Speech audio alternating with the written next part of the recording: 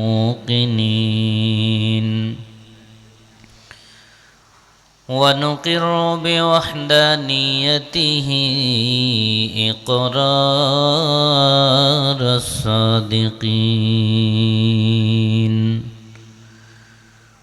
ونشهد أن لا إله إلا الله رب العالمين ونشهد أن سيدنا وسندنا وحبيبنا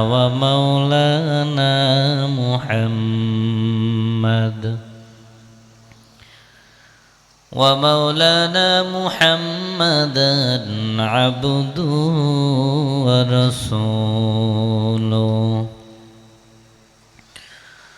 صلى الله تعالى عليه وعلى آله وأصحابه وبارك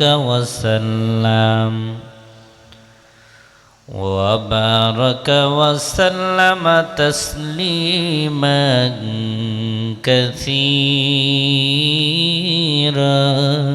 كثيرا أما بعد فأعوذ بالله من الشيطان الرجيم بسم الله الرحمن الرحيم أينما تكونوا يدرككم الموت ولو كنتم في بروج مشيدة وقال النبي صلى الله عليه وسلم أخلص دينك يكفيك العمل القليل أو كما قال النبي عليه الصلاة والسلام صدق الله مولانا العظيم وصدق رسوله النبي الكريم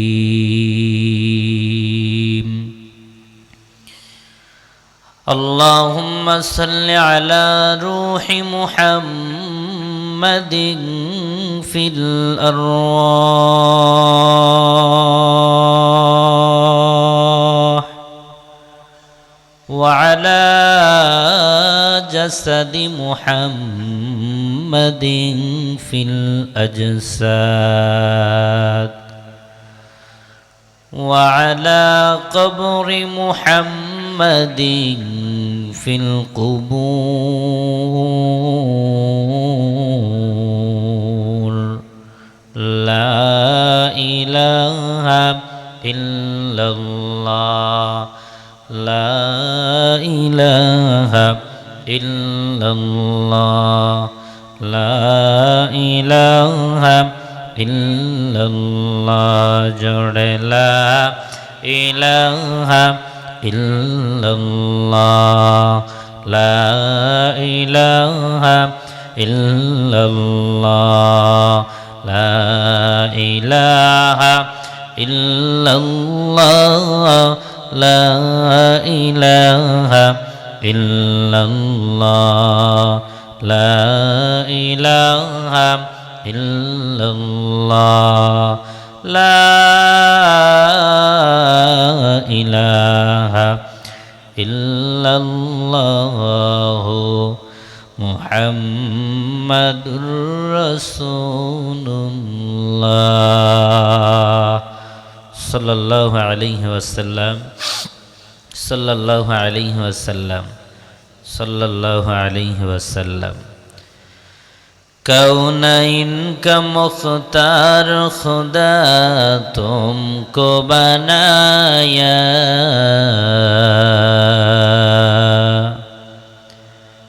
कौनाइन का मुख्तार खुदा तुमको बनाया, उम्मत की निगहबान खुदा तुमको बनाया, उम्मत की निगहबान खुदा तुमको बनाया।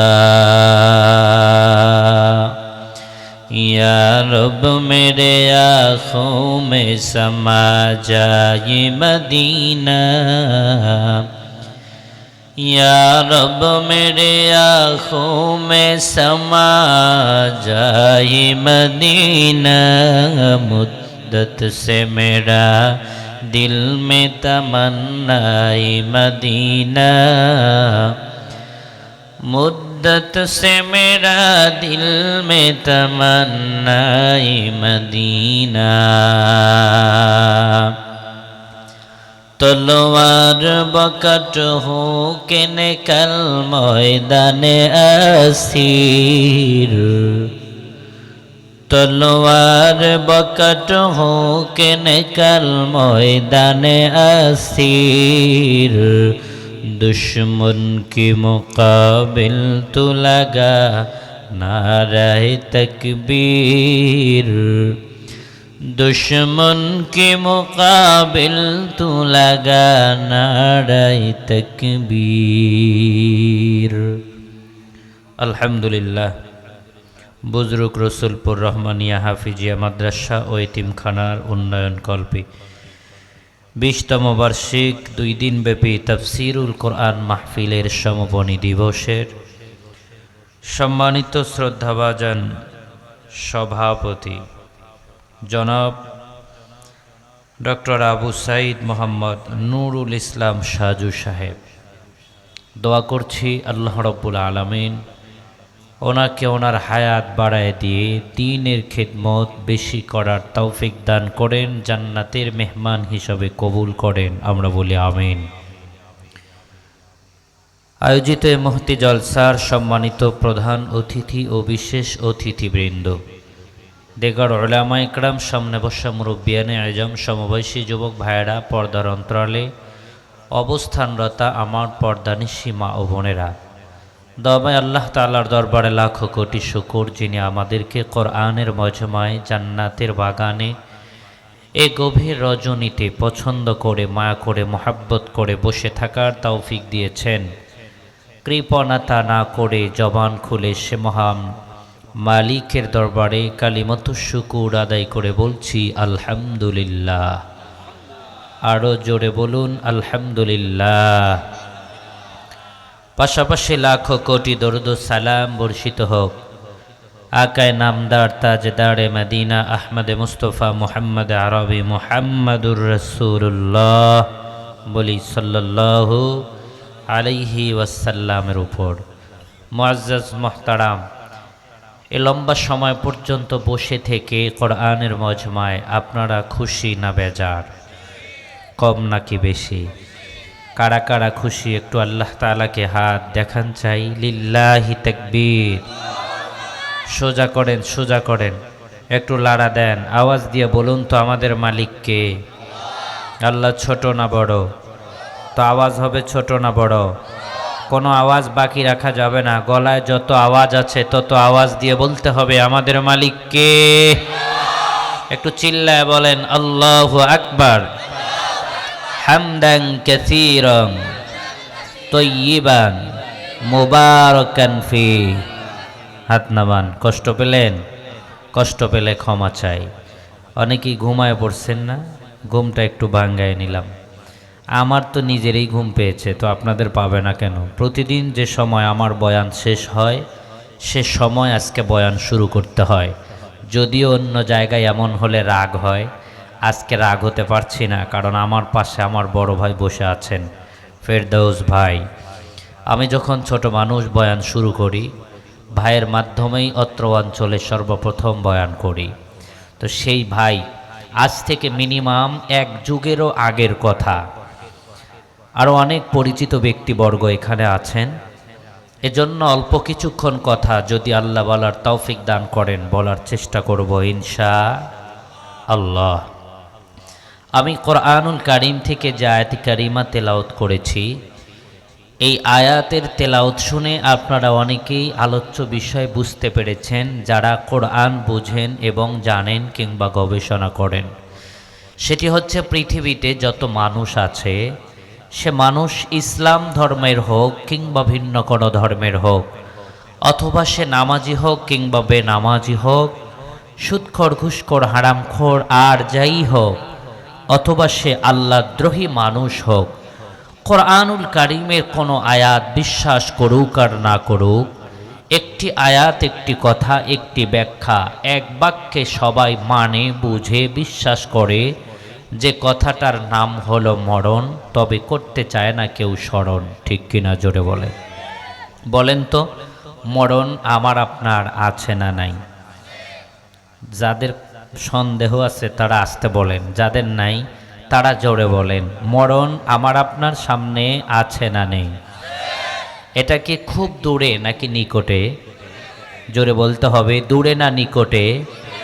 কত নিকটে?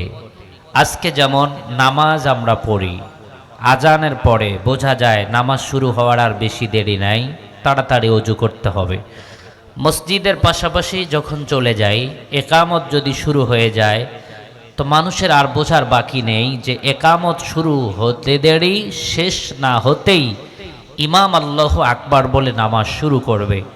আজানের পরে সময় বাকি থাকলেও বলুন তো, একামতের পরে নামাজের সময় কি আরও বাকি থাকে?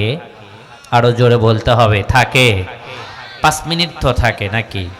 হ্যাঁ, 2 মিনিট, কয়েক সেকেন্ডের ব্যবধান, ইমাম সাহেব আল্লাহু আকবার বলে নামাজে দাঁড়ায় যান। ঠিক কিনা জোরে বলেন? আর একটু বাড়াতে হবে, ভাইকে বলছি। তাহলে একামত, আজান, আজান আর ইকামত হলে যেমন একথা প্রমাণ হয়ে যায় নামাজের সময় আর দেরি নেই, তো মরণটা কেমন? আমাদের কিন্তু মরণের পরে একটা নামাজ হয়, যার নাম হলো জানাজার নামাজ। বলেন, কিসের নামাজ? জানাজার নামাজ। এই জানাজার নামাজ যখন শুরু হয়, আপনারা কোনোদিন দেখেছেন ওই নামাজের আজান দেয়া হয়? যারা দেখেছেন তারা কথা বলেননি, যারা দেখেন না তারা জোরে বলেন, কোনোদিন দেখেছেন যে জানাজার নামাজের আজান দেয়া হয়? আরো জোরে বলেন।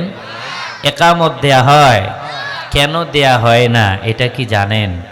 অনেকেই জানে, অনেকেই জানে না। কারণ হলো, একজন মুসলমানের সন্তান যখন জন্মগ্রহণ করে, জন্মগ্রহণ করার পরে এক কানে আজান, অপর কানে একামত দেয়া হয়। অনেকেই আমরা আজানও দেই, একামতও দেই, কিন্তু এটা চিন্তা করি না এই বিধানটা কেন। এ কারণেই দেওয়া হয় যে তুমি ছিলা না, মা বাবার মাধ্যমে এক ফোঁটা নাপাক পানি দিয়ে আল্লাহ তাআলা তোমাকে জমিনে পাঠিয়েছে, তবে মনে রাখতে হবে এই জমিনে গিয়ে বেশি লাফালাফি করো না, কারণ তোমার আজানও হয়ে গেছে, জানাজার ইকামতও হয়ে গেছে, যে কোনো মুহূর্তে তোমার সামনে আজরাইল আসতে পারে। অতএব জীবন থেকে মরণ খুব লম্বা সময় না। একটু জোরে বলেন, খুব লম্বা সময়। এবার বলেন, তাহলে মরণ আমার আপনার সামনে আছে না নাই?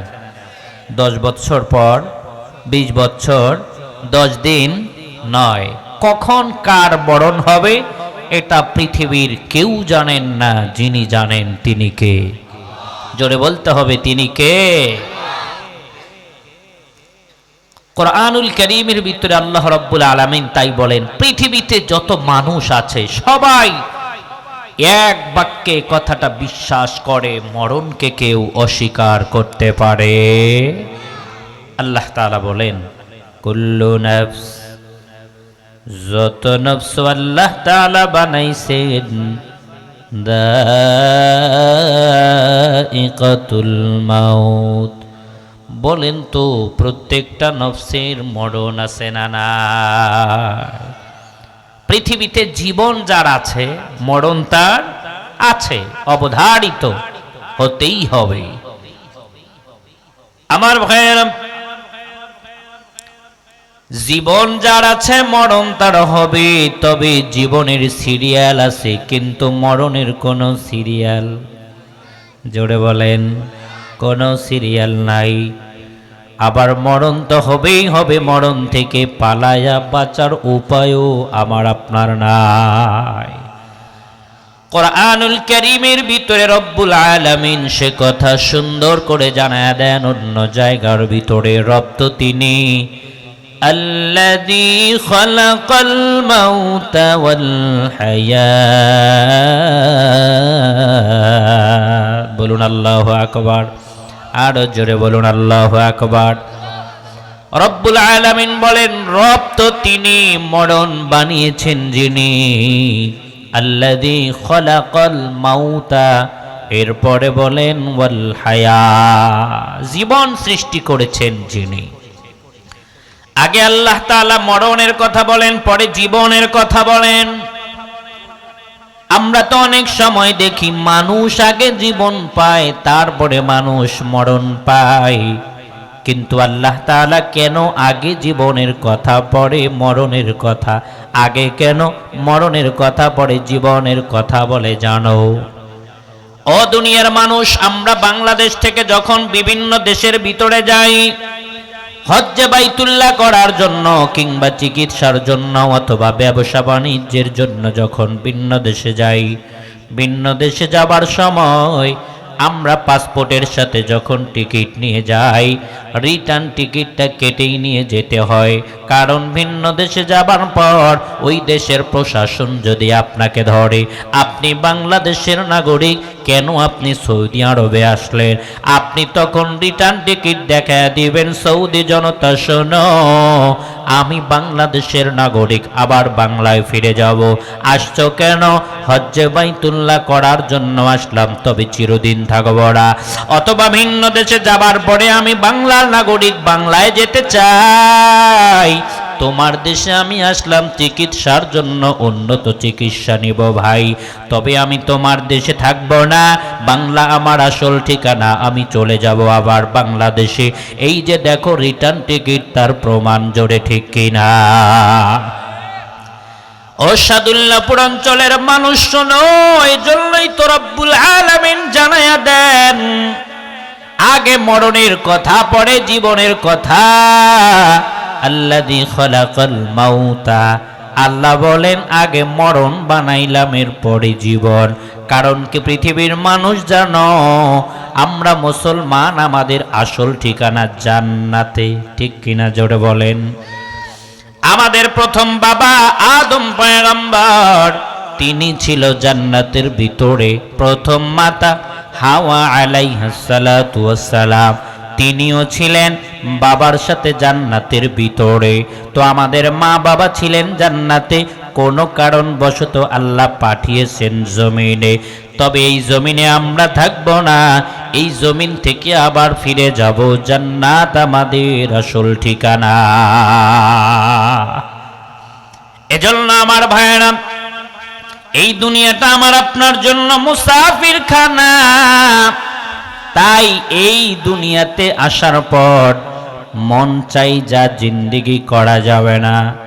এই দুনিয়াতে আসার পর আমরা এখন মুসাফির খানার ভিতরে আছি। নবীজি হাদিসের ভিতরে সুন্দর করে জানায়া দেন, ক্বালান নবিয়্যু সাল্লাল্লাহু আলাইহি ওয়াসাল্লাম, আদ-দুনিয়া সিজনুল মুমিন ওয়া জান্নাতুল কাফির। নবীজি সাল্লাল্লাহু আলাইহি ওয়াসাল্লাম বলেন, দুনিয়া মুমিনদের জন্য এটা জেলখানা। মুমিনদের জন্য কি? ওয়া জান্নাতুল কাফির, আর যারা কাফের মুশরিক বেঈমান, দুনিয়াটা তাদের জন্য হলো জান্নাত।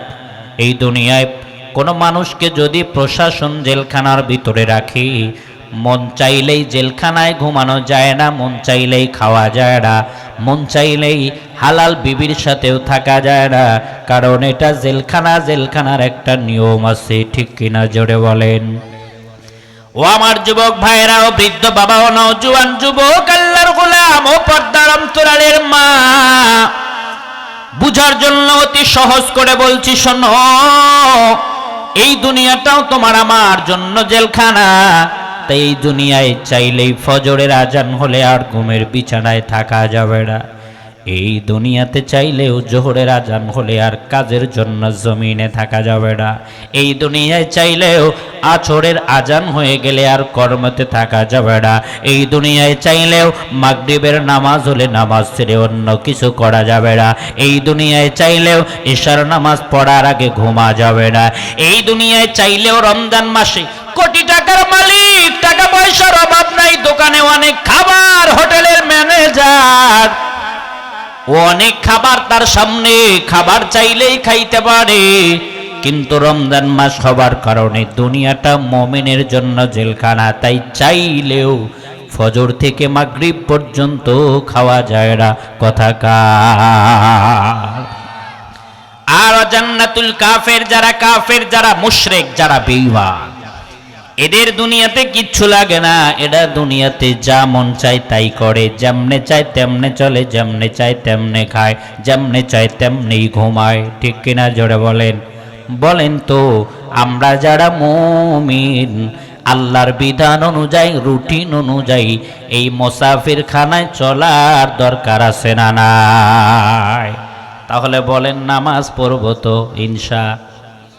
কথা কয় না, জোরে কন। ওয়াজ শুনতে শুনতে ফজর হোক, সারা রাত ওয়াজ শুনবো, হুজুরের কণ্ঠ ভালো, কিন্তু আমল নাই। নামাজের কথা বললে বান্দার মুখে আওয়াজ নাই। বলেন তো, নামাজ পড়ার দরকার আছে না নাই? পর্দা করার দরকার আছে না নাই? রমজান মাস আসলে রোজা রাখবো তো ইনশা? আমার ভাইয়েরা, এজন্যই রব্বুল আলামিন বলেন, আল্লাযী খলাকাল মাউতা ওয়াল হায়া, মরণ আগের পরে জীবন। কেন আল্লাহ তাআলা জীবন তোমারে আমারে দান করেছে রে বাবা? আল্লাহ তাআলা পরে পরেই বলেন,